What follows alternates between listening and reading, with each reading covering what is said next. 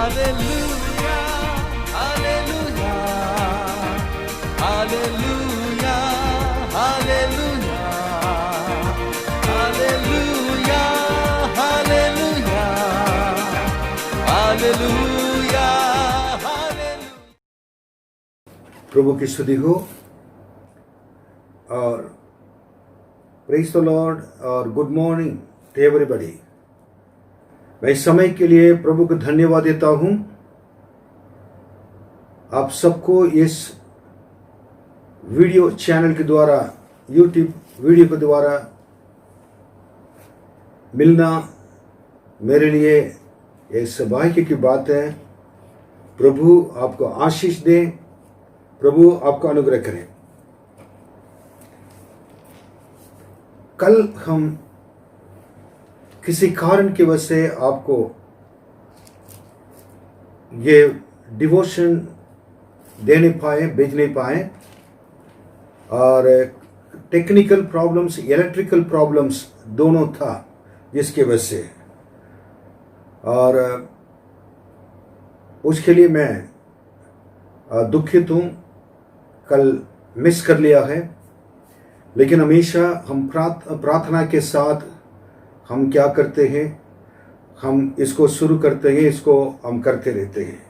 मेरे दिल में एक बहुत बड़ा बोझ है कि आप परमेश्वर के वचन को सुने और परमेश्वर के वचन को और समझें, जाने, उसके अनुसार आपके जीवन बदल जाए। और आज का मनन करने का विषय यही है कि प्रार्थना के बारे में मैं आज बताना चाहता हूं। प्रार्थना की आवश्यकता और प्रार्थना के प्रतिफल, क्यों प्रार्थना जरूरी है, प्रार्थना के द्वारा आने वाले और प्रतिफल, मिलने वाले प्रतिफल क्या है, इसके बारे में मैं बताना चाहता हूं। ये लॉकडाउन के समय है, बहुत हम परमेश्वर के सामने और नजदीक आ सकते हैं क्योंकि हम घर के अंदर रहते हैं। ये कहने से पहले मैं बताना चाहता हूं, मैं मलियाबाद के बगल में मधुवापुर हमारे जो कलिसिया है, वो जहां पर मैं 2 दिन के पहले मैं जहां पर था, क्योंकि परमेश्वर की पवित्र आत्मा ने मेरे अंदर अगुवाई किया था जहां पर जाकर उस कलिसिया में बैठकर प्रार्थना करने के लिए। मैं कभी 15 साल हो गया था वो जहां पर गया नहीं था, जाकर रात में प्रार्थना नहीं किया था। ये पहली बार आफ्टर 15 ईयर्स, 15 साल के बाद मैं जहां पर जाकर और बैठकर रात दिन प्रार्थना किया, परमेश्वर के वचन को पढ़ा।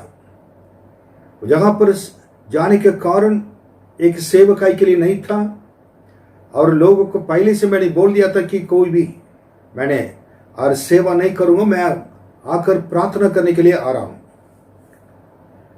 गर्मी थी, लेकिन मेरे अंदर कि यीशु ने कितने कष्ट उठाकर उन्होंने सेवा किया है, कैसे प्रार्थना किए होंगे। उस समय तो एयर कंडीशन नहीं था, उस समय तो कई चीजें नहीं थे, और वो चीज मेरे लिए, ये अनुभव मेरे अंदर मैं और भी पाना चाहता था।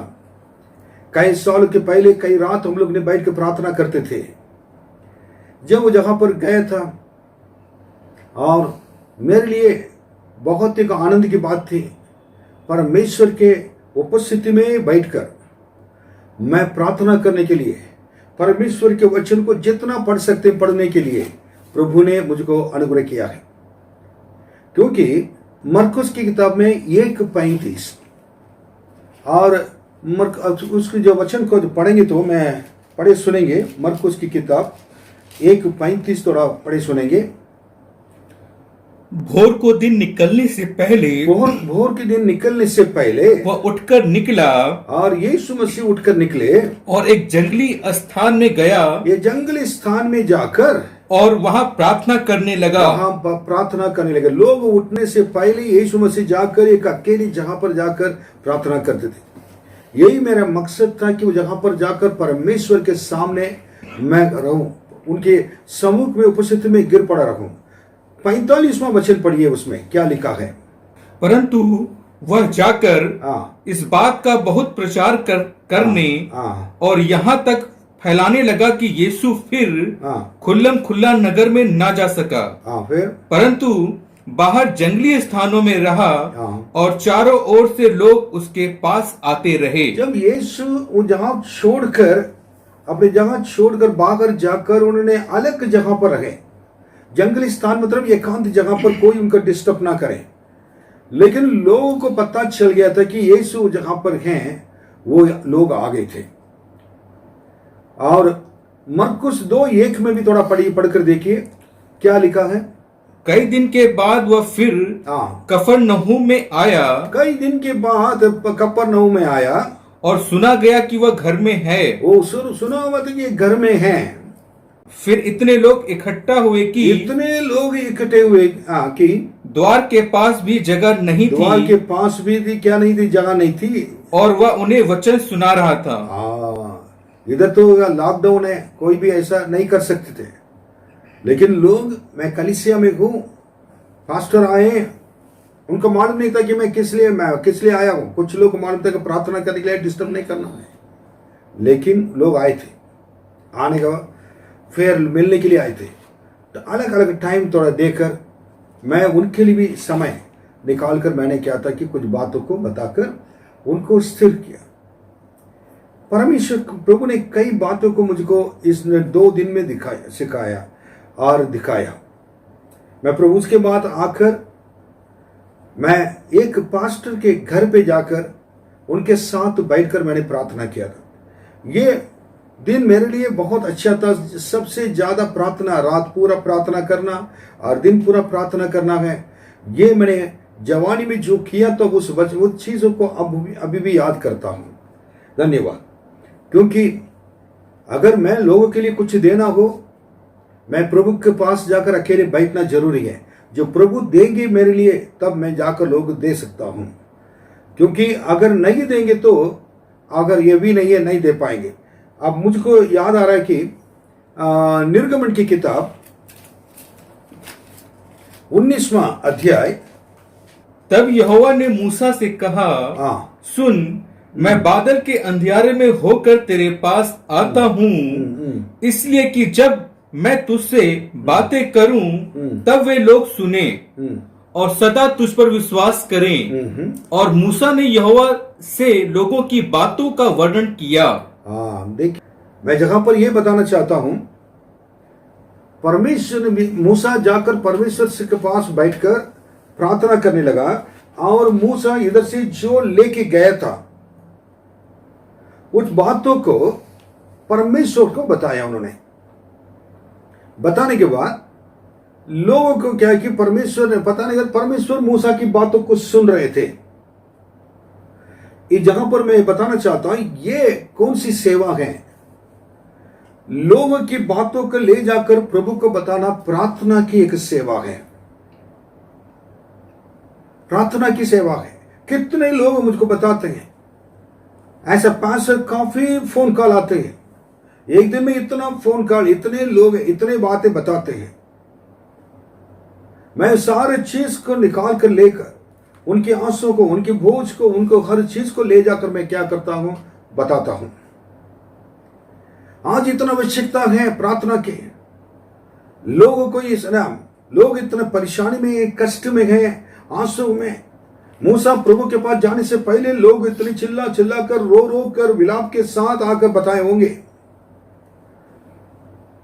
वो कहा तो मैं प्रभु के पास जा रहा हूं, मैं बातें करके आ रहा हूं। प्रभु के साथ लोगों की बातों को प्रभु को बताना है। आज एक ऐसा व्यक्ति परमेश्वर के लिए चाहिए, लोगों के सारे बोझ को उठाकर परमेश्वर के पास जाकर बताने के लिए। अपने बातों के हम जार में मोस्टली बताते हैं, अपनी बातों को हम क्या करते हैं, परमेश्वर के सामने बताकर रोते हैं। यह अच्छी बात है, लेकिन इससे बढ़कर परमेश्वर चाहते हैं कि उनके द्वारा बनाए हुए लोग कितने परेशानी में हैं, और उनके कष्टों के लिए और उनके परेशानी को लेकर और आंसू के साथ व्याकुल के साथ आकर परमेश्वर के सामने बैठकर इन लोगों को बचाइए कहने वाला कोई नहीं है। बहुत कम लोग हैं, नहीं कहूंगा, बहुत कम लोग हैं। लेकिन आजकल का सब लोग इसको महसूस करने लगे। परमेश्वर लोगों के दिलों में कार्य कर रहा है। जो प्रार्थना नहीं करते थे वो भी अभी प्रार्थना करने लगे। यही मैं जाकर अकेले बैठकर परमेश्वर के सामने रात दिन रोया। मेरे प्रभु से कहा था कि प्रभु अपनी सेवा मेरे हाथों में दिया है, मैं इसको संभाल नहीं पाऊंगा, केवल आपके अलावा मैं कुछ नहीं कर सकता हूं। आगे प्रभु जी आप इस मनुष्य को लेके जाना। ये लोग इतने लोग आकर मेरे पास आकर इतने बोला अपने प्रार्थना के विषय को दिया है, अपनी परेशानी को। मैं उनके प्रार्थना उनके परेशानी को हल करने के लिए मेरे पास कुछ भी नहीं है, इतनी मदद नहीं है। लेकिन जहां आपके पास धन है, आप धनी परमेश्वर हैं, आप रास्ता खोलिए। मैं उनको चंगाई नहीं दे पाऊंगा, उनके लिए प्रार्थना कर सकता हूं, लेकिन आप अपने पवित्र हाथ बढ़ाकर छू कर उनको चंगाई दीजिएगा। मूसा ने इस्राएल लोगों के लिए प्रार्थना करने के समय यही कहा था। निर्गमन की किताब पढ़कर देखिए पूरा, उस पर में उन्होंने कहा था कि इन लोगों को आपने मिस्र देश से लेकर आए थे, इन लोग को लाल समुद्र के द्वारा प्रभु जी लेके आए थे, और फिर उनकी सेना से बचा के आए थे, और उसके बाद उनको ले जाकर कनान देश में पहुंचाएंगे कह रहे थे। लेकिन उन्हें बीच में गलती कर रहे हैं, पाप कर रहे हैं, आज्ञा नहीं पालन कर रहे हैं, और प्रभु जी वो चीज को नहीं समझ रहे। उन लोग अपने आप को समझदार समझते हैं, लेकिन वो समझदार नहीं है। इन लोग के लिए प्रभु जी प्रार्थना करते हैं, उनके पापों को क्षमा कर। अगर इनके पापों को नहीं क्षमा कर प्रभु जी उनको आगे लेके नहीं जाएंगे, तो आपकी उपस्थिति नहीं जाएगी, तो इससे अच्छा तो मेरे नाम को जीवन की किताब से काट दीजिए, मुझे भी नरक उनके साथ भेज दीजिएगा। एक सेवक का दिल, पास्टर का दिल, पिता का दिल, बाकी जितने लोग रहते हैं विश्वासियों के दिल से अलग होता है। उनके दिल के बोझ को समझने वाले बहुत कम लोग होते हैं। उनके दिल के नजदीक आकर जो रह सकते हैं, दिल के अंदर घुस सकते हैं, वो उन बोझ को समझ सकते हैं। मैं कभी घुटने टेक, मैंने परमेश्वर के सामने कई सालों से मैंने घुटने पे रहता था, लेकिन अब मैं वही चीज परमेश्वर के सामने आकर मैं करने लगा हूं। आप इन लोग सुनिए, एक मेरी प्रार्थना की सेवा को मैंने आगे बढ़ाकर और अधिक और ज्यादा बढ़ाकर उसको करना है। लोगों की बातों को ले जाकर परमेश्वर के सामने बताना, समय निकाल कर परमेश्वर के पास गया था। कितने लोग आप लोग ऐसे प्रार्थना कर रहे हैं। इस लॉकडाउन के समय में कितनी बड़ी बड़ी बात हो गई, कितने बहुत कष्टों में लोग रह रहे हैं। कितने लोग हैं आप देख रहे टीवी पे, भूख के प्यास से मां मर गई, लेकिन बच्चे दौड़ो मां की मृत्यु के बारे में नहीं जानते, डेड बॉडी के ऊपर खेल रहे हैं। मां जिंदा रहती है। रेलवे स्टेशन में लोग गए, अपने घर पहुंचने के लिए बच जाएंगे, अगर तो उधर मर जाएंगे, लेकिन रास्ता पे मर गए भूख प्यासे से।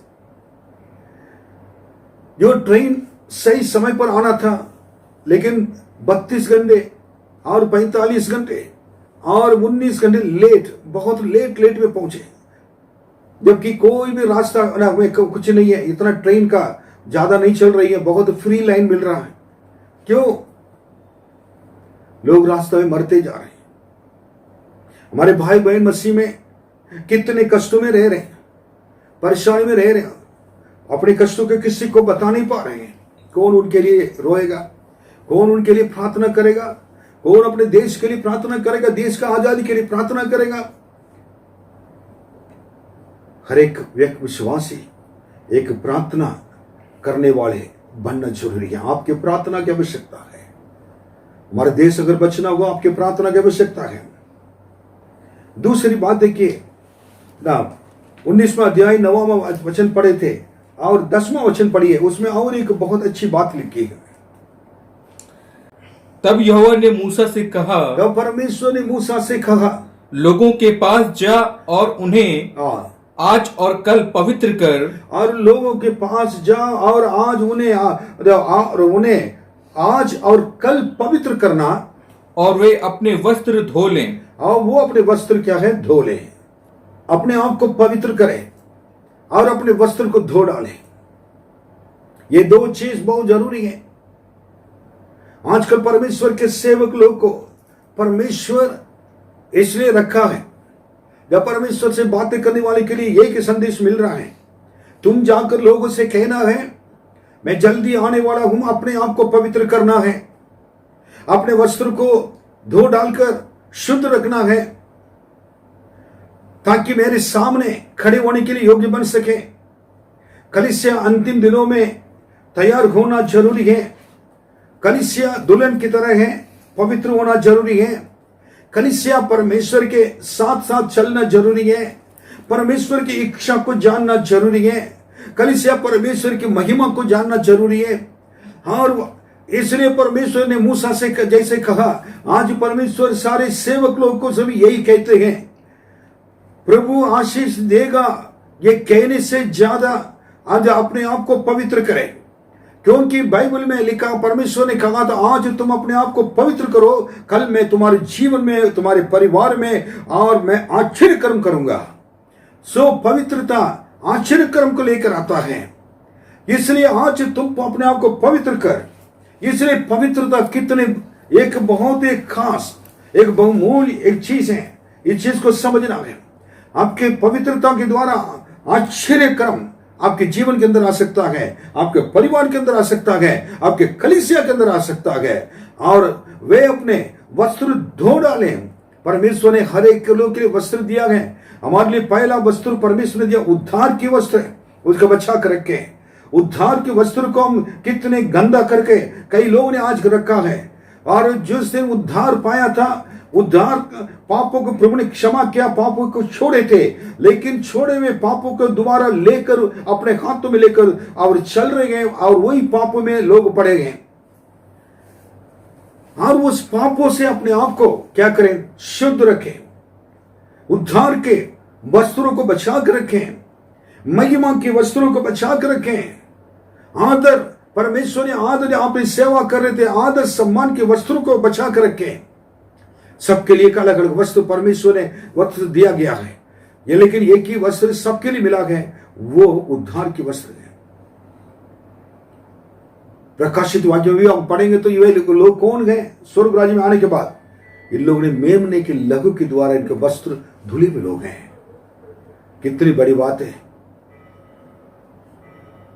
तब उसके बाद 11वें वचन में क्या लिखा है? और वे तीसरे दिन तक तैयार हो जाएं, क्योंकि तीसरे दिन यहोवा सब लोगों के देखते सीने पर्वत पर उतर आएगा। फिर 12वां वचन, और तू लोगों के लिए चारों ओर बाड़ा बांध देना और उनसे कहना, तुम सचेत रहो कि पर्वत पर ना चढ़ो और उसकी सीमा को भी ना छुओ, और जो कोई पहाड़ को छुए वह निश्चय मार डाला जाए। ओके, 8वां वचन पढ़िए। ये सारी चीज का सारांश उसमें मिल रहा है। और सब लोग मिलकर बोल उठे, जो कुछ यहोवा ने कहा है वह सब हम नित्य करेंगे। लोगों की यह बातें मूसा ने यहोवा को सुनाई। ठीक है। मूसा ने सारी चीजें लोग जितने बातें बता रहे थे और जितने उन्होंने अपने सारे परेशानियों को रखा था, उस सारी चीजों को ले जाकर परमेश्वर को बताया। लेकिन 7वां वचन बताया, ये प्रार्थना के ये प्रार्थना की जीवन है। और हमारे लिए, हमारे लोगों की प्रार्थनाओं को लेकर और विषय को लेकर परमेश्वर बताना। 7वां वचन पढ़िए। तब मूसा ने आकर लोगों के पुरनियों को बुलाया, और परमेश्वर ने जो कुछ बताया, और लोग मूसा नीचे आकर सब लोगों को पुरनियों को बुलाया, और ये सब बातें जिनके कहने की आज्ञा यहोवा ने उसे दी थी उनको समझा दी। परमेश्वर ने जो कुछ उनसे कहा गया, आज्ञा दिया गया, उसको लाकर लोगों को बता दिया है। ये वचन, परमेश्वर के वचन को लोगों को बताने का एक सेवकाई है। ये सेवकाई है। लोगों ने जो बताया उस परमेश्वर को बताया, प्रार्थना है, एक सेवा है। परमेश्वर ने जो बताया उस लोगों को बताना है। अब जो परमेश्वर बताते हैं अगर उसको लोगों को अगर बताएंगे नहीं है, हाँ बताना जरूरी है। जो कुछ सेवा इसी प्रकार होती है, कोई भी सेवक को, कोई भी विश्वासी हो, किसी भी लोग के पास जाकर परमेश्वर की बातों का अगर बताना हो, पर उन्होंने परमेश्वर के वचन को खोलकर पढ़कर परमेश्वर से प्रार्थना कर कर उसके बाद उनको क्या करना है, प्रार्थना के साथ जाकर परमेश्वर ने जो उनके कहा है उसको जाकर लोगों को बताना है। आज प्रभु ने जितनी बातें कहा है बाइबल में लिखा हुआ है, कौन इसको ले जाकर लोगों को बताता है? परेशानी में रहने वाले, कष्ट में रहने वाले और बहुत वेदना में रहने वाले, दुख में रहने वाले, बीमार में रहने वाले के लिए परमेश्वर के वचन तसल्ली और शांति देती है। लेकिन कौन ले जाकर इसको आजकल बताता है? हम अपने विषय में रहते हैं, अपनी चीज में रहते हैं। प्रभु आपके कष्टों को देख रहा है, मुझे मालूम है। आपके व्याकुल को प्रभु ने देख रहा है, प्रभु ने देखा है आपके सारी चीज को, प्रभु का मालूम है। लेकिन जहां पर इससे भी ज्यादा लोग बहुत वेदना, कष्ट में, परेशानी में जो रह रहे, उनको हम प्रभु के पास लेकर आए। जो परमेश्वर ने आपको कहा है, लिख कर रखा, इस वचन को ले जाकर लोगों को बताएं। ये बाइबल में लिखा है यीशु शांति देता है। बाइबल में लिखा कि यीशु ने कहा मैं चंगा करने वाला प्रभु हूं। बाइबल में लिखा है मैं सत्य, मार्ग और जीवन हूं। बाइबल में लिखा है यीशु तसल्ली देने वाला है। बाइबल में लिखा है यीशु सर्वशक्तिमान प्रभु है। यीशु आपके बेटे को चंगा कर सकता है, आपको दुखों को दूर कर सकता है, आंसू पोंछ डालने वाले प्रभु है। आप यीशु की बातों पर विश्वास करें। प्रभु यीशु ने मुझे भेजा है इस वचन को आपको बताने के लिए। जो प्रभु ने मुझको कहा है, मेरे दिल में डाला है, उसको मैं आकर बता रहा हूं। अगर कहेंगे प्रभु की बातों को प्रभु से लेकर अगर जाके बताएंगे, जरूर आश्चर्य क्रम होगा। Hallelujah, hallelujah, hallelujah, hallelujah. अब एक वचन में आकर मैं देखूंगा कि उसको पढ़ूंगा यीशु कैसे प्रार्थना किए थे। और मत्ती 26वां अध्याय, और मैं इसमें भाग 1, 2, 3 तक मैं ले जाने के लिए चाहता हूं। एक प्रार्थना के विषय में डिटेल आपको स्टडी आपको क्या करना है ना, सीखना बहुत जरूरी है। अब पढ़िए यीशु ने कैसे प्रार्थना किया है। मत्ती 26 और 26, मैथ्यू 26:36, चेलों के साथ। तब यीशु अपने चेलों के साथ गतसमनी नामक एक स्थान में आया और अपने चेलों से कहने लगा, यहीं बैठे रहना जब तक मैं वहां जाकर प्रार्थना करूं। देखिए यीशु प्रार्थना करने के लिए चाहते थे। उनकी प्रार्थना को कोई डिस्टर्ब करने के लिए यीशु नहीं चाहते थे। 12 चेलों के साथ उन्होंने क्या है कि जहां पर रहे हैं, एक चेला चला गया था यीशु को पकड़वाने के लिए, लेकिन 11 चेले के साथ, उसमें भी 3 चेले को अपने साथ लेके गए थे। बाकी 8 लोगों को एक जगह पर रोक रखकर आप इस जगह पर प्रार्थना करो, उसके बाद 3 को इस प्रार्थना करो। फिर यीशु अकेले चले गए थे। यीशु की प्रार्थना के जीवन में कोई बीच में आकर बाधा डालने के लिए पसंद नहीं करते थे। वो प्रार्थना पिता से बात करने के समय किसी के इंटरवेंशन, किसी को कोई चीज आना नहीं चाहिए। मैं हमेशा मेरे जीवन में मैंने देखा है, करते आ रहा हूं। मेरे प्रार्थना के जीवन में मैं हमेशा परमेश्वर के सामने बातें करने के समय मैं हमेशा कर रहता हूं। मेरे कमरे के पास अंदर प्रभु कितने बार मेरे पास आ चुके हैं, कितनी बार परमेश्वर को उपस्थिति को मैंने देखा है। यीशु जाकर क्या कि उन लोग का आप इधर प्रार्थना करो, इधर रहो, मैं जाकर क्या करना है, प्रार्थना करना है। क्या बोला दोबारा, यीशु अपने चेलों के साथ और गतसमनी नाम एक स्थान में आया और अपने चेलों से कहने लगा कि यही बैठे रहना है, यही बैठे रहना मतलब इस जगह पर बैठो, प्रार्थना करो भी नहीं कहा, जब तक कि मैं जाकर वहां जाकर प्रार्थना करूं। यीशु अकेले बातें करने चाहते थे। आपके प्रार्थना के जीवन में अकेले परमेश्वर का आपका संबंध कैसा है, दैट इज द थिंग। यीशु चाहते थे कि अब आप उनकी प्रार्थना के बीच में कोई ना आए। एक अच्छा परमेश्वर के साथ चलने वाला व्यक्ति इस चीज को हमेशा क्या करता है, समझता है, जानता है। मेरे प्रार्थना के जीवन में कोई बीच में ना आए। यीशु भोर के समय उठ जाकर प्रार्थना भी करते थे। मैंने बताया था कि मरकुस 1:35 45 में यीशु अकेले जाकर प्रार्थना करते थे। फिर यीशु प्रार्थना करते थे। अब देखिए 37वां वचन देखिए। वह पतरस और जब्दी के दोनों पुत्रों को साथ ले गया और उदास और व्याकुल होने लगा। किसको लेके गए थे? और अपने, और वो पतरस और जब याकूब, उनको भी क्या है, यूहन्ना, उनको लेके गए, दोनों को, 2 लोग लेके गए थे और साथ ले गया और उदास और व्याकुल होने लगा। यीशु को क्यों उदास व्याकुल हुए थे? प्रार्थना में व्याकुल होने के कारण एक है, ये लोग हैं आज मेरे साथ हैं, मेरे ऊपर विश्वास कर मुझे देख रहे, कल इन लोग मुझे देखेंगे नहीं, मैं नहीं रहूंगा, अब ये कैसे होंगे इन लोग। यीशु के अंदर इतना प्रेम, यीशु के अंदर इतना प्रेम। यीशु के अंदर सबसे बड़ी बात है कि जो लोगों के पापों को लेकर अपने ऊपर लेना है। कभी पापों को नहीं देखा हुआ एक पवित्र परमेश्वर आज सारे पाप उनके ऊपर आने लगा। आज रात लोग पकड़ेंगे, फिर मारेंगे, सबके पापों को उठा कर ले जाना है। यह आसान बात नहीं है। अगर आप पाप नहीं किया है, कोई आपके ऊपर क्या है, कीचड़ फेंक दिया है, आपके अच्छे कपड़े के ऊपर सारे आपको बात गलत बताया, निंदा किया, आपके दिल तोड़ दिया, आपको क्या है कि गंदी गंदी बातें कह दिया, सब कुछ करने के बाद आपके ऊपर इतना कीचड़ रखा है, आपने कभी नहीं किया, आपने उसके अंदर गिरा ही नहीं है, लेकिन आपके ऊपर उछाड़ दिया गया, आपको कैसा लगेगा? सारे संसार के पापों को ले जाकर करने के लिए यीशु नहीं चाहते, लेकिन जाना है, क्योंकि अपने जीवन से ज्यादा उन लोगों से, अपने जो हाथों से बनाए हुए सृष्टि से वो प्रेम करते थे। आपसे, हमसे प्रेम करते थे।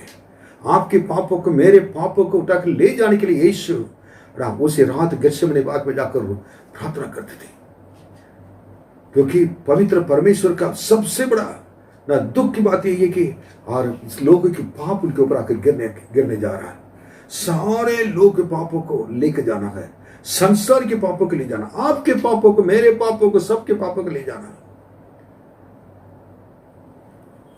हम किसी के लिए मदद करना, किसी के लिए हम करना, तो हम तो बहुत डरते हैं। हम किसी को साथ जाकर सुसमाचार सुनाना तो डरते हैं। उसी रात इतना व्याकुल था। अब आगे देखेंगे 38वां वचन पढ़िए, मत्ती 26:38।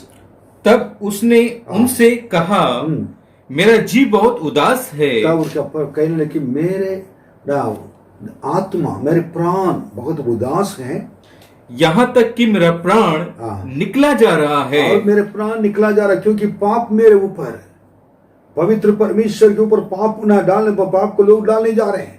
पिता सारे पापों को उठाओ कह दिया है, इसलिए प्राण निकला जा रहा है। तुम यही ठहरो और मेरे साथ जागते रहो। तो मेरे साथ क्या करो? जागते रहो। अब पहले आप कहा था, उन्हें बैठो कहा, आप कह रहे कि जागते रहो। हाँ, कितना यीशु आज भी कहते हैं कि हाँ, यीशु दोबारा आने वाले हैं संसार में, आपको हमको लेने के लिए, कलीसिया को लेने के लिए। यही आखिरी कह रहे कि तुम मेरे लिए ठहरो, यही संसार में ठहरो और मेरे साथ क्या करें? मेरे लिए जागते रहो। उस दिन मेरे साथ जागते रहो, लेकिन मेरे लिए जागते रहो, प्रार्थना करते रहो। यीशु ऐसे चाहते हैं अपने चेले को कहकर तुम जागते रहना है, क्योंकि एटलीस्ट जागते रहो तो मेरी वेदना को तुम समझ पाओगे, जान पाओगे। क्यों हम प्रार्थना में सोते हैं, क्यों प्रार्थना नहीं कर पाते हैं? हमारे अंदर कोई वेदना नहीं है, बोझ नहीं है, आत्मा की बोझ नहीं है, लोग बच जाएं और लोग के लिए प्रार्थना करें, ये नहीं है। थोड़ी देर प्रार्थना करेंगे और फॉर्मालिटी के लिए मुंह से निकलेगा हालेलुया हालेलुया प्रभु जी है, लेकिन दिल टूटने वाली, दिल को तोड़ने वाली प्रार्थना, टूटे हुए दिल की प्रार्थना को परमेश्वर चाहते हैं। और 39वां वचन में क्या लिखा देखेंगे, मत्ती 26:39। फिर वह थोड़ा और आगे बढ़कर मुंह के बल गिरा और यह प्रार्थना की। यीशु मसीह ने मुंह के बल गिरकर प्रार्थना करने लगे हैं। प्रार्थना के देखिए कितने अच्छा प्रार्थना है। यीशु घुटने टेक तो प्रार्थना किए थे, लेकिन अब मुंह के बल गिर करके प्रार्थना करें। कितना हमारे महान परमेश्वर, उनकी प्रार्थना किस तरह से किए होंगे आपके लिए, हमारे हमें आपको हमको बचाना का पापों से वो जाकर प्रार्थना करने लगे। उनकी प्रार्थना के जीवन को देखकर हमारे लिए भी एक साहस बढ़ जाता है, साहस आ जाता है कि हम भी ऐसे का, यदि हो सके तो यह कटोरा मुझसे टल जाए तो भी जैसा मैं चाहता हूँ वैसा नहीं, परंतु जैसा तू चाहता है वैसा ही हो। तो वो चाहते थे कि पाप मेरे ऊपर आए तो मैं बर्दाश्त नहीं कर पाऊंगा, मैं तो नहीं चाहता हूं, लेकिन आप चाहते हैं कि मैं सबके पापों को उठा कर ले जाऊं और क्रूस पर जाकर मरूं। इसका कारण पिता ने इस जगत से ऐसा प्रेम किया है, अपने एकलौता बेटा प्रभु यीशु को आपके लिए हमारे लिए दे दिया है, ताकि जो कोई उन पर विश्वास करेंगे कभी नाश नहीं होंगे परंतु आनंद जीवन पाएंगे।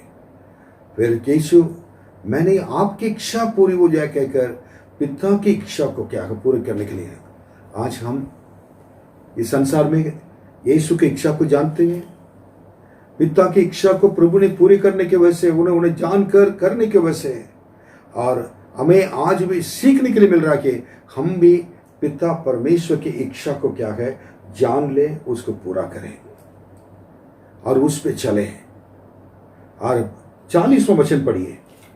फिर उसने चेलों के पास आकर, चेलों के पास आए थे, उन्हें सोते पाया। आप देखिए, उन्होंने कहता जागते रहो बोल के गए थे, लेकिन वो सोते पाया, वो सो रहे थे। और पतरस से कहा, क्या तुम मेरे साथ एक घड़ी भी न जाग सके? वो पतरस से कह रहे थे कि मेरे साथ एक घड़ी भी ना जाग सके। द रीजन इज, यीशु कह रहे थे कि ना सोते पाया है। आज प्रार्थना में प्रार्थना करने वाले से ज्यादा सोने वाले ज्यादा है। बागर क्या हो रहा है, मृत्यु हो रहा है। हमारे लिए तो कोई मृत्यु है नहीं, कोई बात नहीं है, मैं तो ठीक हूं, मेरे पास सब कुछ है, मेरे पास पैसा है, संपत्ति है और सारी चीजें, सुरक्षा सब कुछ है, बाकी लोग के बारे में मुझे चिंता करने की जरूरत नहीं है। ऐसा समझने वाले हमेशा सोने वाले होते हैं। आपके पास में, मेरे पास में ऐसा समय आने में कितना टाइम लगेगा? ज्यादा टाइम नहीं लगता है, कठिन समय। प्रभु यीशु आकर देखने के लिए चाहा, देखने के लिए आए तो अपने चेले प्रार्थना कर रहे, जागते रह रहे नहीं है, लेकिन आकर देखा सोते हुए देखा। उन्होंने ज्यादा पूरी रात प्रार्थना करने के लिए नहीं कहा। 1 घंटे तक क्या प्रार्थना नहीं कर सकते? 1 घंटे तक प्रार्थना नहीं कर सकते। मेरे प्रियो, आपके जीवन में यीशु के बोझ लोगों के लिए संसार में, आज आपके बोझ कोरोना से पीड़ित लोग हैं। संसार में कितने लोग हैं, हमारे देश में कितने हैं, और लॉकडाउन के बढ़ते जाने के लिए जाने जा रहा है, उसके लिए वो संकेत भी मिल रहा है, क्योंकि कोई भी लॉकडाउन को पालन नहीं कर रहे हैं। बता रहे थे भीड़ होकर क्या करते लोग आकर, और ट्रेन में और पैदल हर चीज में, लेकिन उनकी मुसीबत कष्टों को कौन जानता है। लेकिन ऐसे समय पर लॉकडाउन एक्सटेंड करने का, बढ़ने का संकेत मिल रहा है। लेकिन आपसे, हमसे परमेश्वर उम्मीद करते हैं उन लोग के लिए हम प्रार्थना करें। हम कुछ समय तक जागते रहकर और प्रभु के सामने जागते रहकर उन लोग के लिए प्रार्थना करें। प्रभु जी, उनको बचाइए, ये कोरोना बीमारी से दूर रखिए, मेरे देश के लॉकडाउन को खोलिए, जल्दी मेरे देश को चंगा कीजिए, इस संसार में आने वाले भयानक क्या है कार्य को प्रभु से बचा कर रखिए के नाम है। Hallelujah, hallelujah. और 41वां वचन देखिए, पढ़िए। जागते रहो और प्रार्थना करते रहो कि तुम परीक्षा में ना पड़ो। आत्मा तो तैयार है परंतु शरीर दुर्बल है। यीशु ने आखिर में कहा जागते रहो और प्रार्थना करते रहो, दोनों को मिला दिया। पहले बोला कि बैठे रहो, उसके बाद जागते रहो बोला, उसके बाद अब मिलाकर जागते रहो और प्रार्थना करते रहो कि तुम परीक्षा में ना पड़ो। आत्मा तो तैयार है परंतु शरीर दुर्बल है, शरीर कमजोर है, लेकिन आत्मा तैयार है। मैं सोच रहा था रात पूरा कैसे प्रार्थना करेंगे। मैंने सोचा था कैसे ज्यादा मेरे शरीर में अगर कमजोरी आ गया तो मैंने यही सब सोच रहा था, लेकिन परमेश्वर के वचन क्लियर कहता है आत्मा तो तैयार गए परंतु शरीर दुर्बल गए। आत्मा अगर तैयार गए, शरीर को, दुर्बल शरीर को भी परमेश्वर अपने हाथों में लेकर चंगा करेगा। आत्मा तैयार होना चाहिए प्रार्थना के लिए, आत्मा में प्रार्थना करना चाहिए, पवित्र आत्मा से भरकर लोगों के लिए प्रार्थना करना चाहिए। जागते रहो, यही जागते रहने का समय है, प्रार्थना करने के समय है।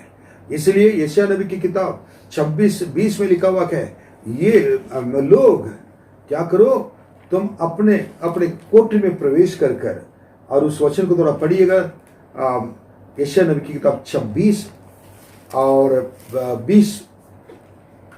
हे मेरे लोगों, हे मेरे लोगों, आओ। परमेश्वर कहते हैं मेरे लोगों, हे मेरे लोगों, अपने लोगों के लिए, विश्वासी लोगों के लिए, परमेश्वर के लोगों के लिए कह रहे हैं आओ, अपनी अपनी कोठरी में प्रवेश करके, अपनी अपनी कोठरी में प्रवेश करके किवाड़ों को बंद करो, किवाड़ दरवाजा बंद करो।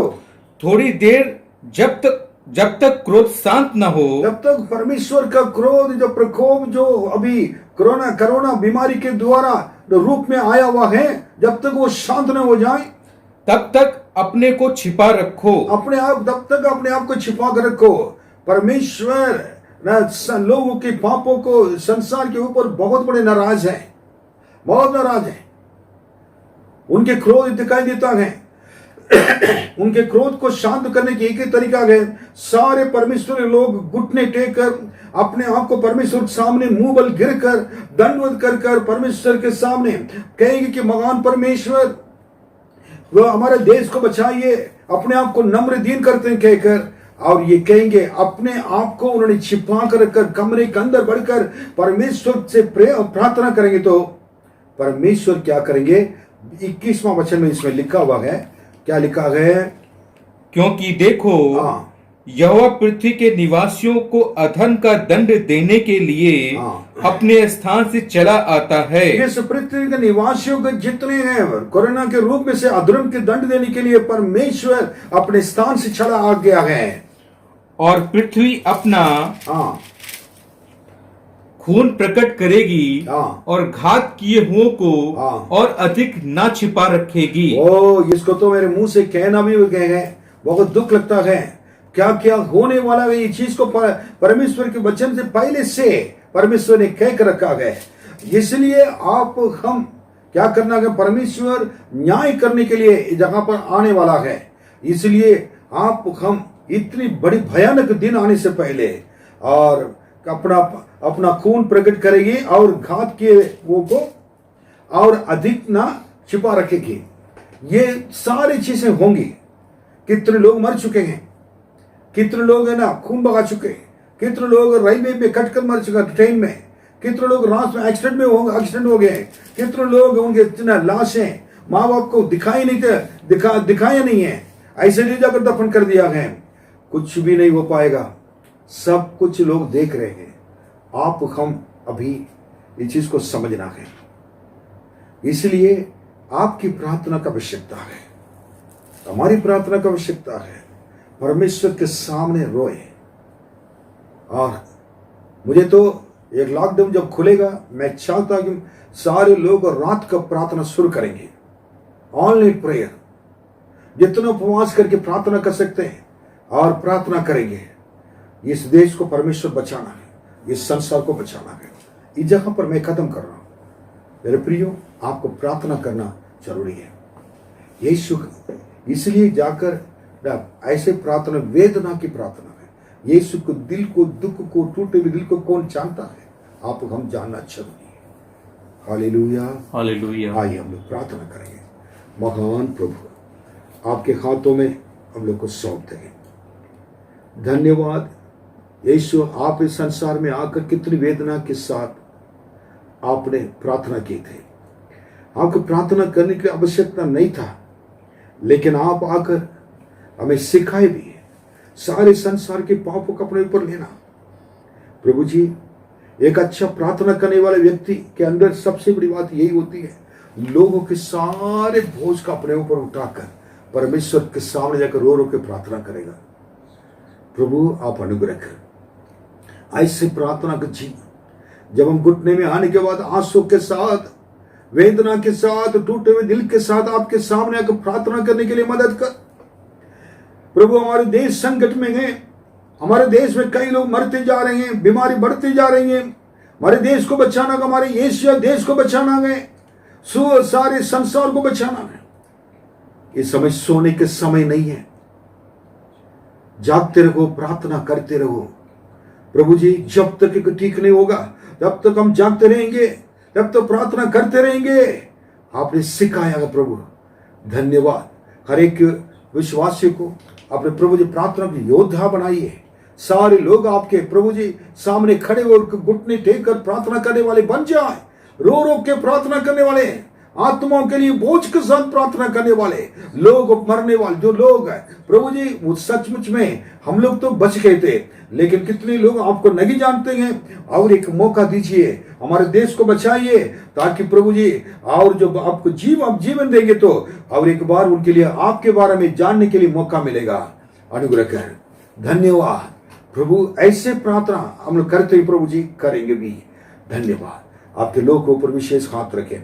हमारे विश्वासी भाई बहन लोग को आपने बचा कर रखा है, उनके दिया हुआ बोझ दर्शन के लिए धन्यवाद। आपके सामने गिड़गिड़ा कर प्रार्थना कर रहे वाले अच्छे परमेश्वर के लोगों के लिए मैं प्रभु जी धन्यवाद देता हूँ, उनका आदर सम्मान करता हूँ। उन बच्चों को प्रभु जी और भी बोझ दे प्रार्थना करने के लिए धन्यवाद। कलीसिया में विश्वास के साथ रहकर सेवा करने वाले, प्रार्थना करने वाले लोगों पर विशेष हाथ रखे। अपने बड़े घर के अंदर आराधना प्रार्थना के प्रभु जी और प्रार्थना शुरू हो जाए, सबके घर प्रार्थना का घर बन जाए। प्रभु जी कमरे के अंदर प्रवेश कर कर और प्रभु अपने कोठी के अंदर प्रवेश कर कर और सारे कमरे को बंद कर कर परमेश्वर के सामने अपने आप को छिपा कर परमेश्वर के सामने लोगों के लिए रोएं, ताकि परमेश्वर बाहर से देखता है, वो सबके सामने प्रत्यक्ष रूप में एक दिन प्रतिफल देखने के लिए मदद करेगा, वो देगा। धन्यवाद। आपके हाथों में सारे लोगों को सौंपता हूं। धन्यवाद। यीशु के नाम में मांगते हैं, आमीन आमीन। प्रभु आपको सबको आशीष दें और इस प्रार्थना के विषय को हम लोग आगे भी ले चलेंगे। आमीन।